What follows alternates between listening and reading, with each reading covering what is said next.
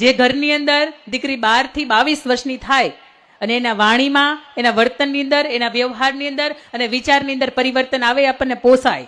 પણ ઘરની અંદર 60, 65, 65, 70 વર્ષના બા અને દાદા બેઠા હોય, ઘરના 5 બીજા મહેમાનો આવ્યા હોય અને દીકરીને પોતાના વસ્ત્રોની અંદર એની મર્યાદા ભૂલાતી હોય ને, તો મારે ચોક્કસપણે એવું કહેવું છે કે જેટલા પણ પુરુષોએ દીકરીની એક ટ્યુન મૂકી હશે મોબાઈલની અંદર, મારે ઘેરે લક્ષ્મીનો અવતાર, મારે ઘેરે દીકરીનો અવતાર, તો એ બદલી નાખજો.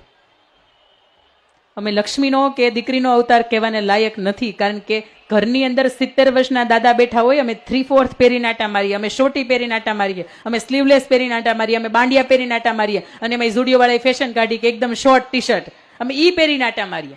ક્યારેક તમે તમારી જાતને અરીસામ જોજો. અને મા તરીકે તમારી એટલી પણ ફરજ છે કે તમે એવા ટૂંકા કપડાં પહેર્યા નથી. આપણી 12 થી 22 વર્ષની દીકરી છે ને, હજી 10-12 વર્ષની હોય ને તો ચાલે, પણ 12 થી 22 વર્ષની વય મર્યાદાની અંદર આવે ને, ત્યારે એના કપડાં કેવા પહેરવા ને એ જવાબદારી માની છે.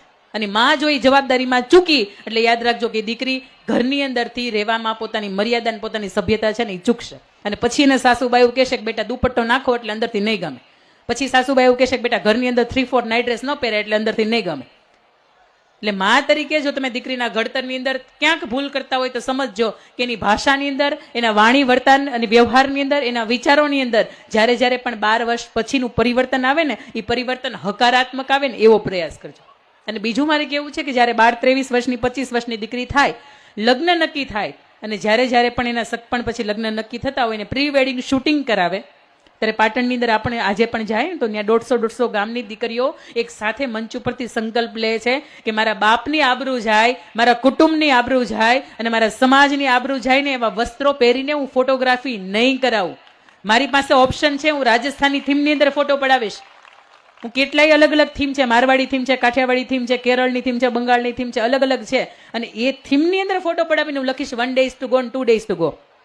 સાહેબ સમજો કે વૈદિક મંત્રોચ્ચારથી આ મંચ ઉપર એ દીકરીના લગ્ન થતા હોય અને આ બાજુની સ્ક્રીનની અંદર અત્યારે હું દેખાઉં છું, પણ જે તે સમયે દીકરીના ફોટોગ્રાફ્સ હોય ને એ દેખાતા હોય, અને દીકરી એક વખત અલાઉ કરે ને કે હા મને ચાલશે, મને આવા ફોટોની અંદર ફોટોગ્રાફી કરવી ગમશે, ત્યારે જ દીકરો એવું કહેતો કાંઈ વાંધો નહીં આપણે કરીએ. બાકી દીકરાને એવું કહી દે ને કે આપણે આવીને આપણે આવી થીમથી ફોટોગ્રાફી કરાવી છે, ત્યારે અહીંયા જેટલા પણ ઉપસ્થિત રહ્યા હોય ને આપણે લગ્નની અંદર, ત્યારે એને પણ જોવા ગમે.